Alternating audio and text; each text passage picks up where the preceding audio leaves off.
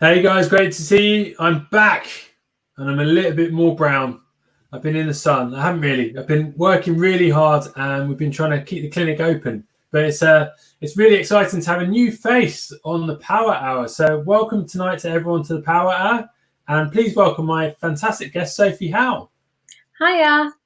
How are you doing, Soph? Pretty good, thank you. And yourself? Yeah, I'm fantastic, thank you, as always. What have you been up to today? Today I had a day off work, so I decided to make sure I was exercised a bit so that I'm looking after my own body. Excellent. How's that going? Yeah, pretty good actually. It's making sure that you have those daily routines. Brilliant. It's amazing, isn't it? How many people get so sucked into work that they forget about the fact that if your body wasn't in tip-top function, then you wouldn't be able to work anyway. So why not look after your body first and you'll be able to work more efficiently? Just like you're doing, practicing what you preach, Sophie. I love it. How's that working out for you, by the way? I find that when I'm at work, I can work for longer. I can work pain-free at the end of the day. I'm not exhausted. I'm not tired. I still have energy to come home, make dinner, do the washing up, have some time with the family, do all those sorts of bits. Isn't that great? It's like the world's best kept secret, isn't it? Look after yourself and then you might enjoy your work a little bit better and it feels less uncomfortable to go to work as well. I think that is the world's best kept secret, isn't it? Exactly, definitely. It's so funny. People get that backwards, that they go to work and then they don't look after their bodies. And looking after their bodies is going to the gym on a Saturday or Sunday morning or after they're finished work. And it's literally just an afterthought when they take care of their bodies. Very interesting. Yeah. Very interesting. So tonight, my friends on Facebook, we are going to talk a little bit about desk place setup. We're going to actually got a very special guest coming in a couple of days' time. Hopefully, Mike Dilk from the fabulous backup company, who's going to be coming on and talking about the fabulous backup chair and the kind of space age design of the backup chair, which is really exciting.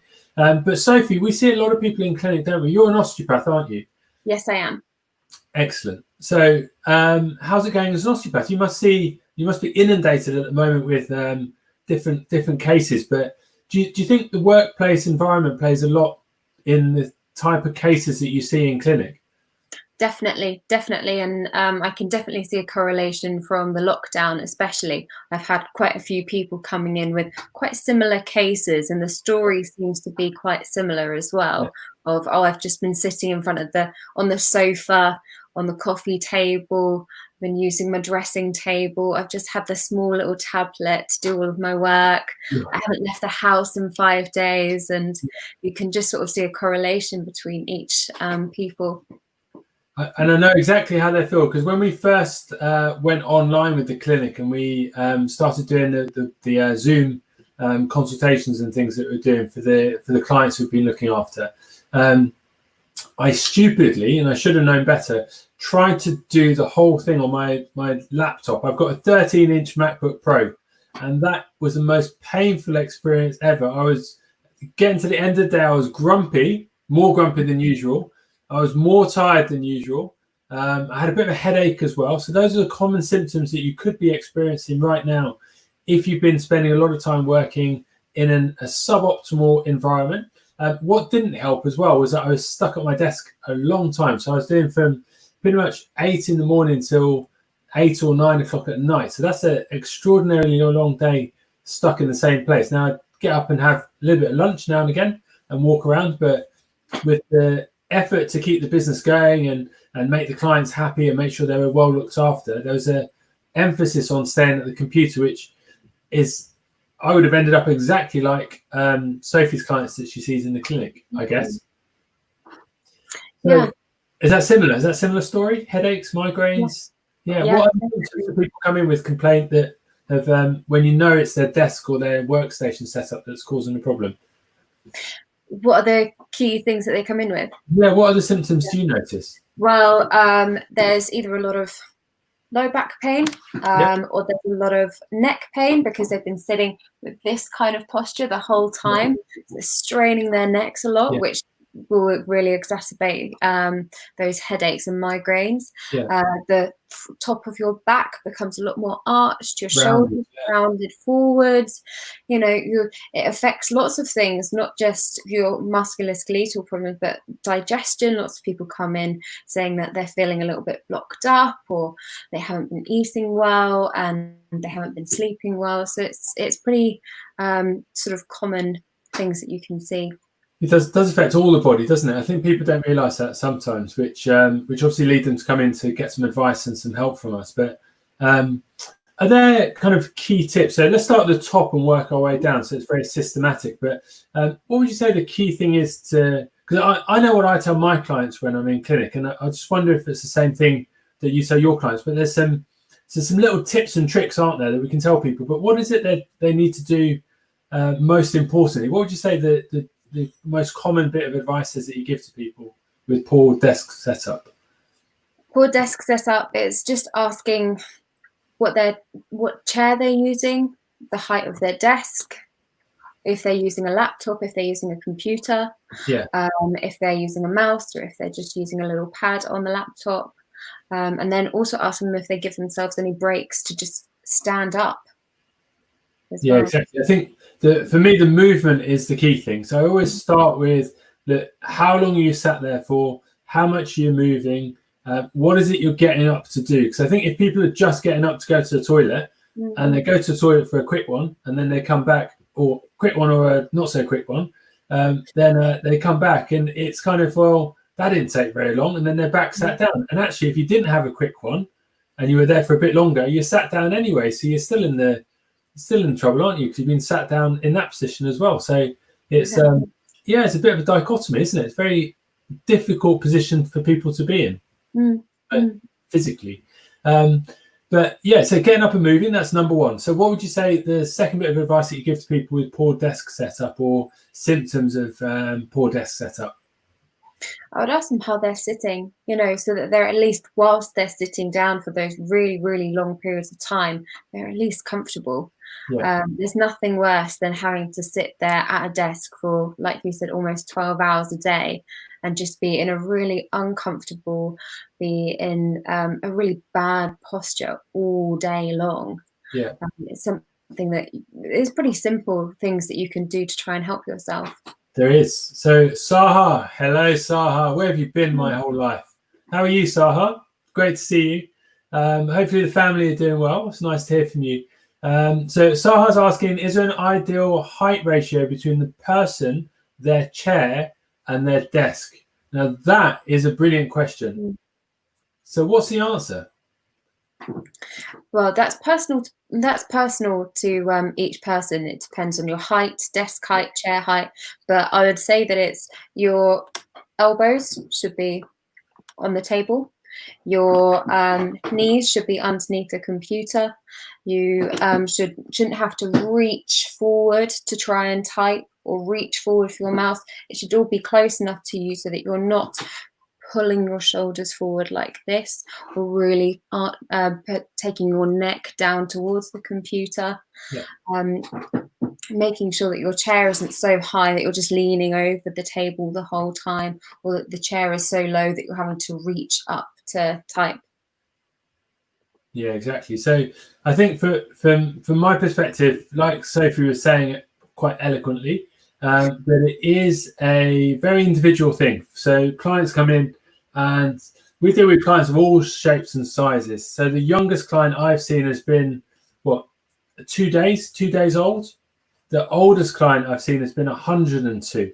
And posture affects all of them. So little babies, it's going to affect them because they've got to move and they've got to, they're going to be in different postures for feeding and whatever, all the other things that babies do. And then older people, they're probably not so active and they're probably sat down a lot more of the time. So ergonomics and the way they're sitting is really important for them. But then you get this really massive amount of people in the middle of that where they're at the office place. Now, the problem with the office place that I find is that if you think about a chair, how a chair is manufactured.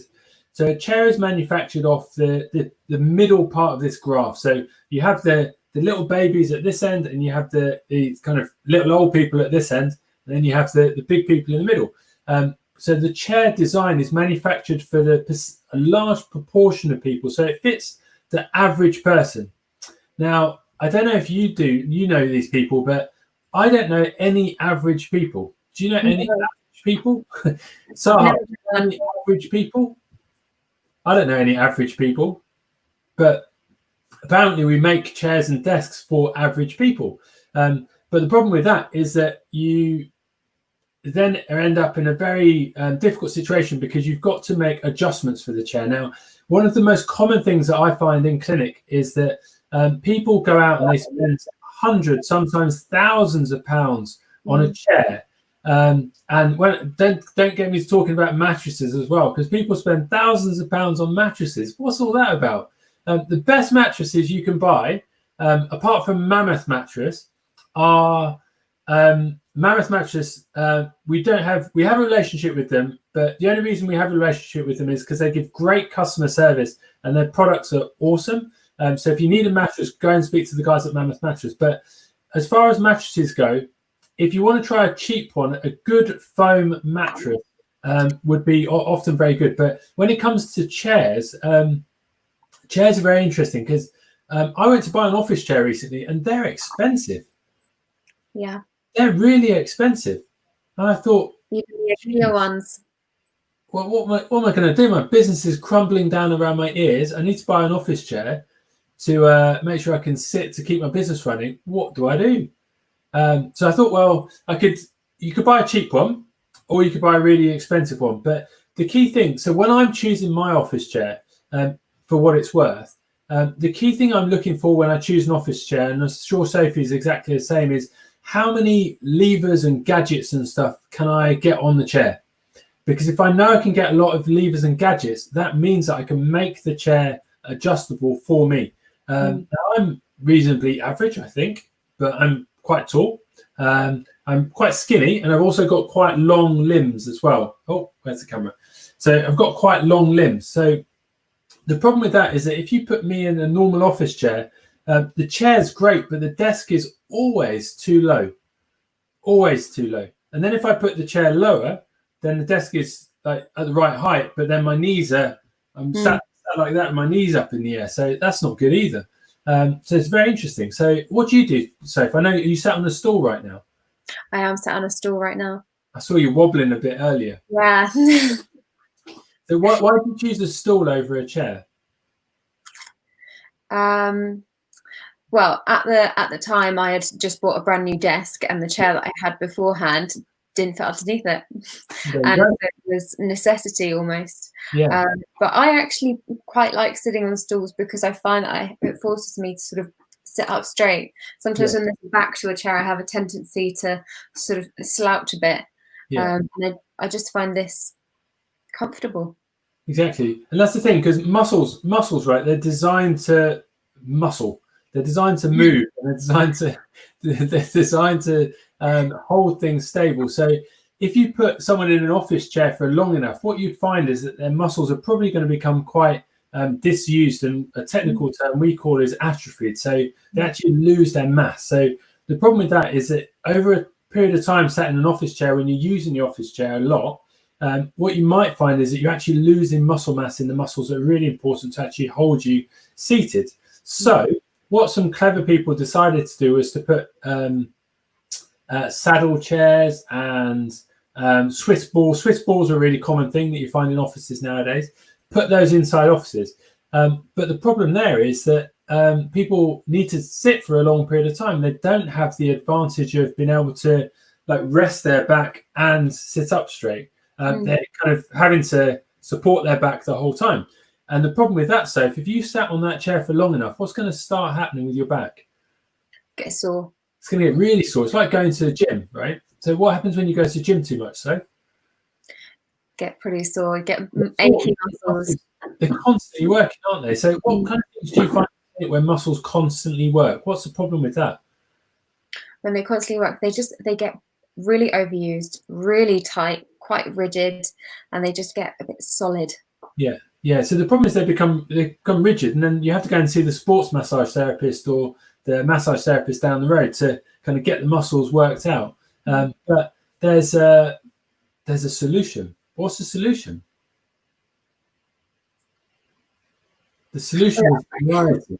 It's variety, isn't it? Because when you have variety and you're able to rest your back if you need to, but you're also sitting quite nicely. So my back's away from the chair right now, so you can't tell that. But if I wanted to, I can relax into the chair. If I want to, I can sit up. So I'm allowed to move between those two environments, which are really important.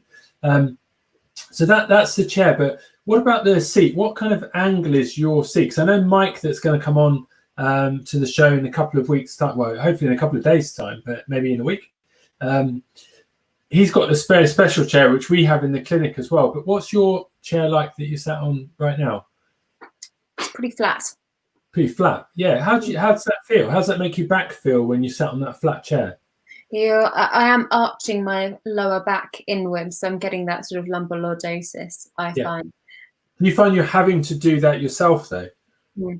Yeah, a little bit. Yeah, so that's kind of, that takes a lot of energy, doesn't it, to do that? So that's quite an interesting thing.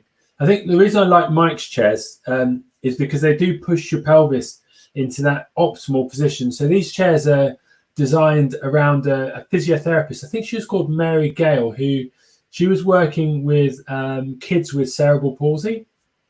And what she did, the kids with cerebral palsy didn't have very good muscle tone, but when she put them on horses, what she'd find is that it would position their pelvis in a position where their spine stacked up a little bit better, so that their muscles weren't used so much, but also they weren't reliant so much on their muscles, and they were relying on the skeleton and the ligaments that were there as well to hold up. So that's how saddle chairs came about. So that was actually really interesting. And actually, if you watch horse riders, they actually have very good posture.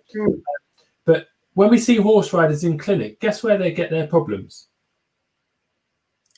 I've seen a couple of horse riders actually, and the one that they have is right up in their neck, actually. Yeah, excellent. And the base of their spine. So because of the impact coming up their spine, and their pelvis is their lumbar spine is their lower back is in a very nice posture, but the compression that goes through their lower back means that they get a lot of wear and tear on that lower back. So I see a lot of horse riders that have quite degenerative lower backs and problems with the muscles and overuse of their lower back. So that's what I was saying. The solution really is variety, isn't it? It's about trying to adapt and be in the right position for you when you're sitting. So that's very interesting. So thanks very much for your question, Sarah. That was really good. So where else do you find that patients get problems when they come into clinic, so? Through their hips and their pelvises, like we just discussed, as well as their shoulders. They get a lot of those. A lot of problems there. So what kind of things do you give to patients when they get problems with their neck and shoulders and their hip joints? So especially with the neck and head, a lot of office workers, they get really, really tight through here. So trying to do some really gentle stretches that they can just do even at their desk to just try and stretch out and loosen. What kind of things would they do? Pardon? What kind of things might they do if they're stuck at their desk and they've got? One of my favorite ones is you can sit on your opposite hand, take your hand onto your head and gently, almost like a lightweight, just have a gentle stretch right through here. And it's really quite a nice stretch to do. You can also stretch the front of your neck and the back of your neck in this position as well. And it's just quite a nice, easy one to just relieve a bit of tension when you've been sitting down for just really long periods of time. Excellent. Good. Are there any stretches you'd give to people for their shoulders or upper back, maybe? Because I think you said that those were areas that you find are quite common for patients when they come in for clinic. Yeah. So normally the pectoral muscles in the front here can get quite shortened and quite tight because everyone's in this sort of front position, having their arms in front of them the whole time. So stretching out their pectoral muscles. Sorry, like this. So having your arm at this sort of 90-degree angle gets the door frame and stretching through here so you can get a nice delicate stretch through here, as well as having it across here to stretch through that rotator cuff, mobilizing the upper thoracic spine by doing a nice figure of 8 So they're just getting some movement through their whole I back. need some music with this, Soph. Let me find some. Hold on a minute. Let me find some music. It's not too sort of exhausting, and it's stuff that you can do at your desk. And you know, the first couple of times you do it, you may get a couple of looks and glances from your work colleagues, but if they've got tight necks, then they'll soon join in. Go on, Soph. Just do that again. I've got some music for you. Okay, so you start off with the nice shoulder one, the nice neck one, like this. And then we stretch through the pectorals, like this. Through the rotator cuff. There we go, Soph. Let's do it. And then mobilizing the upper back as well. Yeah.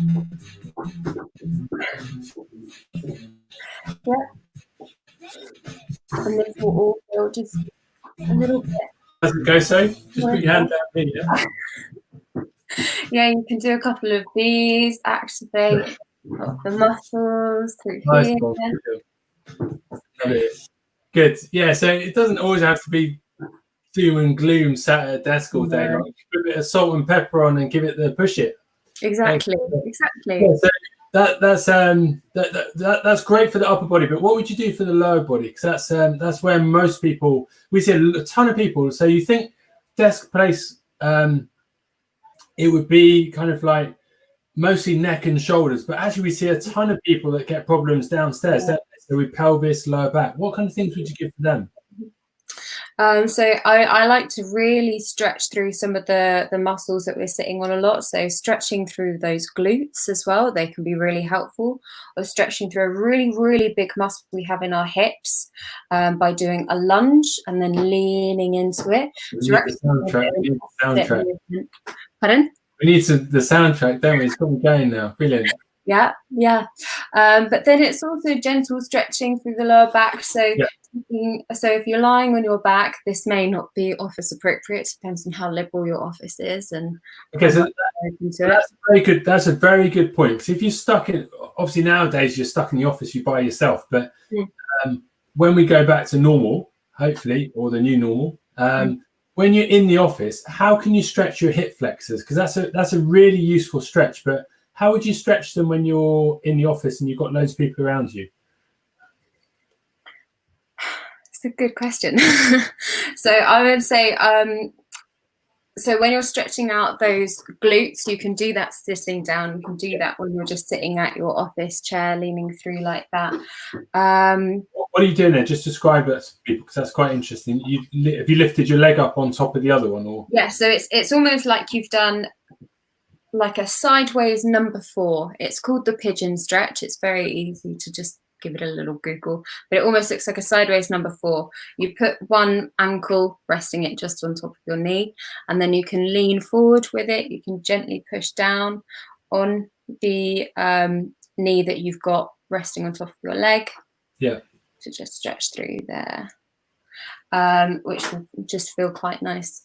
But even just standing up and having a little walk around, or standing and moving from hip to hip, stretching through there ever so gently. You can do that whilst you're making a cup of tea, whilst you're making a coffee, getting that water that you need to keep on getting, so you're rehydrating the whole time you're in the office anyway. Yeah, exactly. So I think that it's underestimated, isn't it? People often think that you've got to be doing these static stretches. So hip flexor stretch, you'd normally do like a lunge type position where you're kneeling and pushing the leg back behind you. But just get up and walk. It's going to stretch your hip flexors out. So that the magic of walking in the office. So if you can get away with like being on the telephone or with your headsets and walk around the office while you're having your meeting, that would be massively advantageous to loosen up your hip flexors, because the whole reason they're getting tight is because of that position that you sat in. So like doing a deed with that would be really helpful. It's also helpful if you're feeling like you're in a bit of a slump. You know, you're just feeling a bit of, oh gosh, I'm not excited for work right now. But just going to have a walk, going to have some water, doing a little bit of like salt and pepper. Get pepper on. Yeah, exactly. Having a moment to yourself, and when you get back to your desk, you actually all feel like, oh, okay, fine, I can get back into this now. I've had that moment that I needed. Excellent. Good stuff. Good. Now, what about standing desks? Because I think that's a very topical thing. A lot of people have got standing desks at home. You and I have both seen people on Zoom that have been using, what have I seen? That's been ingenious. So top marks go to the patients that have used their wife's dressing table as their office desk, and it's been a standing top marks. I think I've seen some ingenious upside down baby cots. Wow. So taking a baby cot, flipping it the other way around, and working on the top of the baby cot. Baby cots are quite deep, aren't they? But if you flip it around and make it into a desk, I think that's ingenious. Yeah. But I think the top marks need to go to emptying out the kitchen cupboard and using that to put your laptop inside and work inside the kitchen cupboard. Wow. Absolute top marks. He did come in with a neck and shoulder pain, so I don't think it was that clever. But yeah, if it's a bit too high, then it doesn't really work. As far as ingenuity go in terms of what you come up with in lockdown, I think that was genius. Genius. Empty kitchen cupboards. Yeah.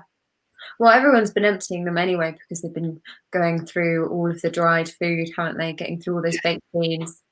Yeah, baked beans, and that was a disaster. Did you buy any baked beans and pasta? Pot noodles? Did you buy any pot noodles? No, I didn't buy any pot noodle, but my dad did buy some baked beans, and we got some spaghetti hoops as well. But I haven't touched those just yet. Just in case the world comes to the end, you need to keep hold of those because the second wave's coming. So hopefully we're all safe and we don't need to go into the rations and stuff. But yeah, pretty scary stuff. But I think we'll all get through it. So let's see. But yeah, Soph, listen, that's been fantastic. What would you say your top 3 tips are to leave the viewers on Power Hour hungry for more with? What would you say the top 3 tips are? Top 3 tips. So if you're at a desk, have that daily routine. If you would walk to the station, have a walk before work, have a walk after work, so that you're getting that blood pumping and you're not just locked in your house for days and days and days on end. Making sure that you are doing things for yourself, having that moment, having that stretch, having that salt and pepper in the ear sometimes. And making sure that you're comfortable. You know, there's no point in sitting and working for 10 hours straight in a really uncomfortable, horrid position. If you need to have a little bit of extra padding on your chair, or if you need to empty out the kitchen cupboards to do your work in there, or turn upside down a cot, that's all fine. There's no rules. Yeah, what works best for you. Shannon says that's really useful tips. So thank you very much for watching, Shannon O'Donnell. Lovely to see you. Hopefully you do well. And yeah, thank you very much for Saha. She's commenting saying it's great for Sophie to keep a straight face in spite of the soundtrack. I found it inspirational. And she says that the topic was really good and she really enjoyed it. So thank you very much for everyone watching. And we will be back. And hopefully Sophie will join us again because that's been fantastic today for another thrilling installment of Power Hour. I've managed to delegate it to one of the teams to run it. And they're doing a fantastic job. So Jenny, if you're watching, give us a thumbs up. And thank you very much for organising tonight. And we'll see you guys all soon. Thank you very much for watching. Take care, guys. Thanks, Jenny.